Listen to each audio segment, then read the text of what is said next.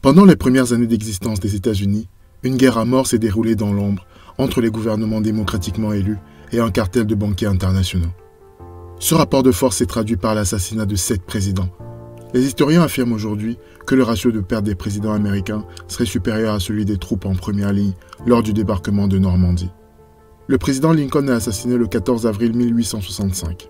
Mais pourquoi a-t-il été assassiné? Revenons à l'époque où les États-Unis n'étaient encore qu'une colonie britannique. Après plusieurs expérimentations, les Américains décident de se doter d'une monnaie papier, le colonial script. Cette monnaie a permis à la prospérité de la jeune colonie américaine. Mais elle a aussi provoqué la fureur des banquiers centraux à Londres, qui ne peuvent tolérer que les Américains s'affranchissent de l'autorité de la Banque d'Angleterre. Pour faire plier la colonie américaine, Londres va imposer en 1764 le Currency Act, qui interdit aux colonies d'émettre leur propre monnaie et impose aux Américains de lourdes taxes à payer en or et en argent. Cela va engendrer une profonde crise économique et la frustration des Américains à l'égard de la mère patrie britannique. C'est la véritable cause de la guerre d'indépendance.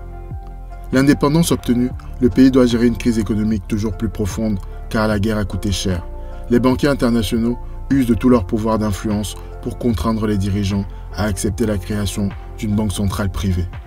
Acculés par la crise, les dirigeants finissent par céder, mais à une condition, que la durée de cette banque soit limitée à 20 ans.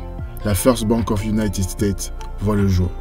Entre-temps, la dette américaine monte en flèche et en 1811, quand le bail de la banque arrive à expiration, les dirigeants américains décident de ne pas le renouveler malgré une campagne intense de lobbying des banquiers.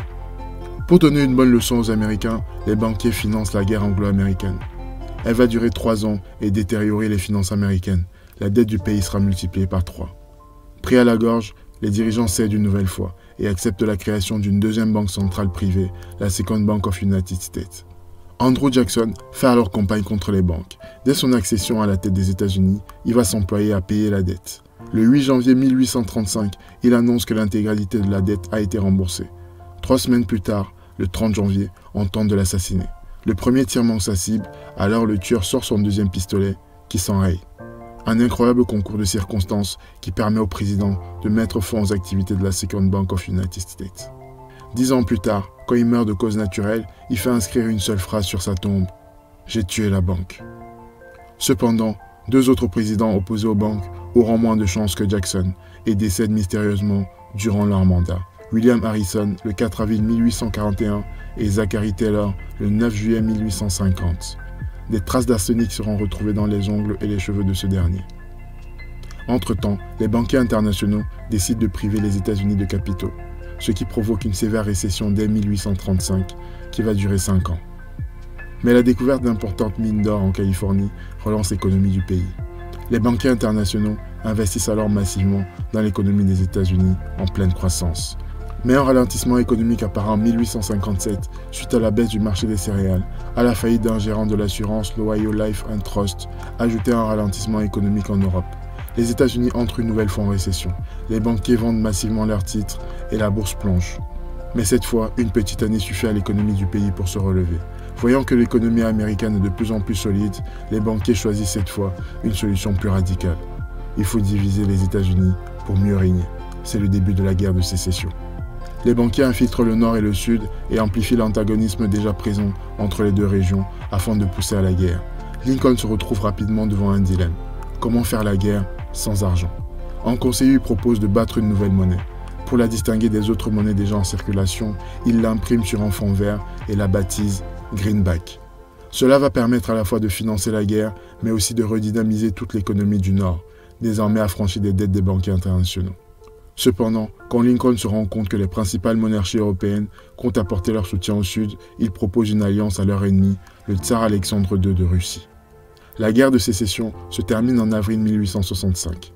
Après l'abolition de l'esclavage et l'unification avec le Sud, Lincoln annonce immédiatement l'annulation de la dette sudiste. Il est assassiné quelques jours plus tard. En 1881, un autre président élu, James Garfield, est victime d'un assassinat 2 semaines après avoir prononcé un discours hostile aux banquiers. La Réserve fédérale américaine, ou plus familièrement la Fed, est la banque centrale des États-Unis. Mais elle n'a rien de fédéral car il s'agit d'une entreprise privée. Mais comment est née la Fed? Après l'échec des 2 premières banques centrales privées, les banquiers internationaux ont décidé cette fois de ne rien laisser au hasard. La Fed a été conçue lors d'une réunion tenue dans le plus grand secret à Jekyll Island, en Géorgie. On connaît aujourd'hui les participants à cette réunion. Nelson Aldrich, sénateur, président de la Commission monétaire américaine. Piet Andrew, secrétaire adjoint au Trésor américain. Frank Vanderlip, président de la National Bank de New York. Henry Davison, associé principal chez JP Morgan Company. Charles Norton, président de la First National Bank de New York.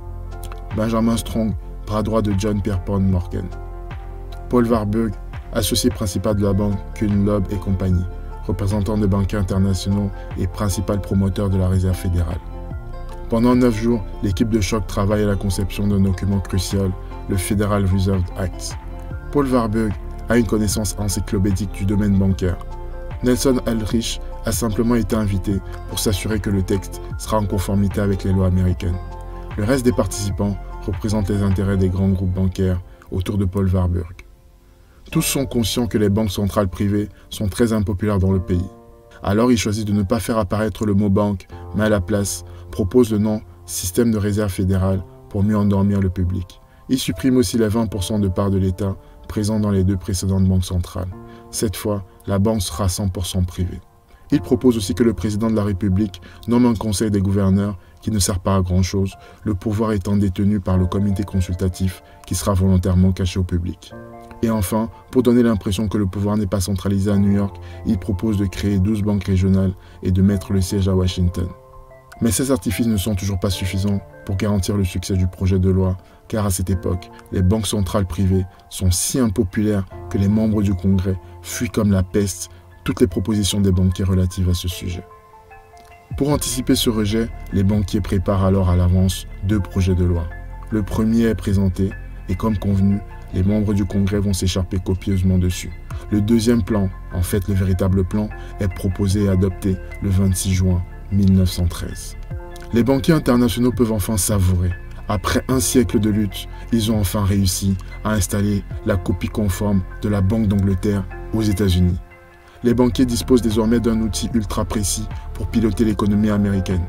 Pour provoquer la hausse des marchés, il suffit de baisser les taux d'intérêt et d'ouvrir les vannes du crédit, encore appelée la planche à billets, car c'est le crédit bancaire qui permet de créer la monnaie.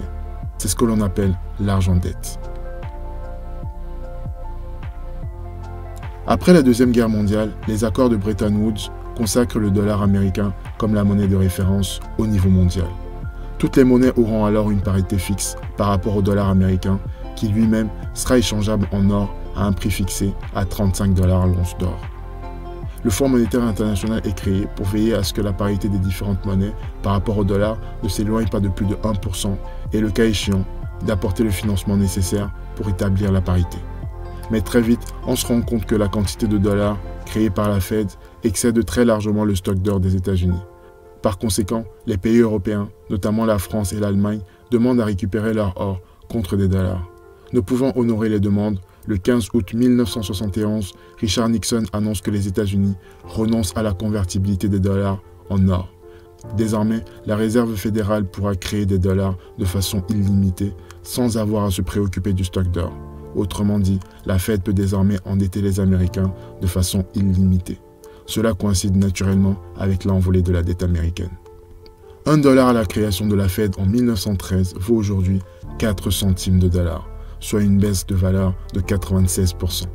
C'est une des raisons qui a motivé à la création du Bitcoin en 2009, le nombre de Bitcoin étant limité à 21 millions. Aujourd'hui, il est possible pour tout le monde, grâce à la technologie blockchain, de créer sa propre monnaie, se passant des banques centrales. Mais il est aussi possible de créer sur la blockchain des alternatives à tous les monopoles présents aujourd'hui sur Internet, Google, YouTube, Facebook, Amazon, etc. Si vous avez aimé cette vidéo, n'hésitez pas à liker, à partager et surtout à vous abonner à la chaîne en activant la cloche de notification pour ne surtout pas manquer les prochaines vidéos qui s'annoncent explosives. À très vite.